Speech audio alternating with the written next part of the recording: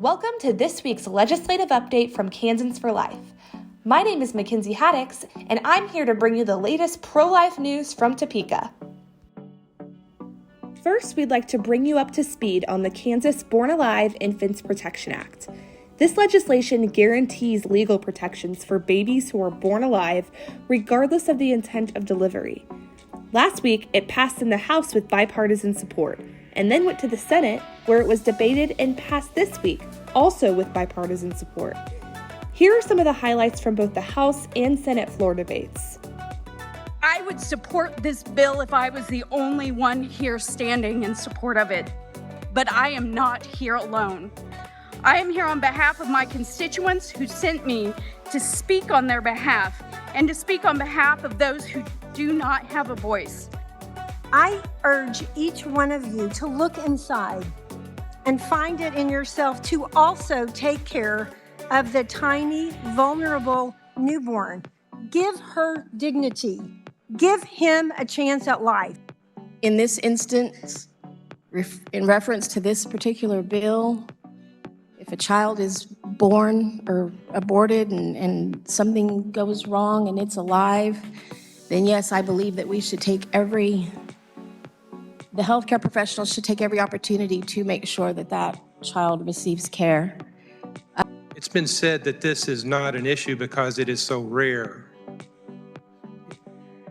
I believed that for some time until I started my medical residency, and over a 3-year period, I was directly or indirectly involved with 27 babies born alive after abortion in one town. Legislators in the House also debated abortion pill reversal notification as part of the Women's Right to Know Act. There is no acceptable reason that a woman who begins an abortion pill regimen and changes her mind should be denied information about current protocols for abortion pill reversal. HB 2439 was drafted to empower pregnant women with the knowledge of their true options concerning medication abortions.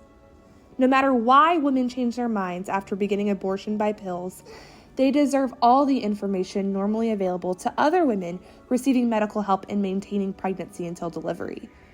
We're so grateful for the more than 80 legislators who voted to pass this legislation and empower women, to include one Democrat. Let's listen into that debate. So if a woman, for heaven's sakes, if she just takes a medication and thinks, my Lord, what have I done? And there's a way for her to reverse it, why not let her have that opportunity? I sat in on the committee when we heard this bill and worked this bill, and I found it really interesting that some of my folks across the aisle made a comment how this is a very bad bill, this is a horrible bill. But if it was such a bad bill, then why did none of the opponents come and orally testify?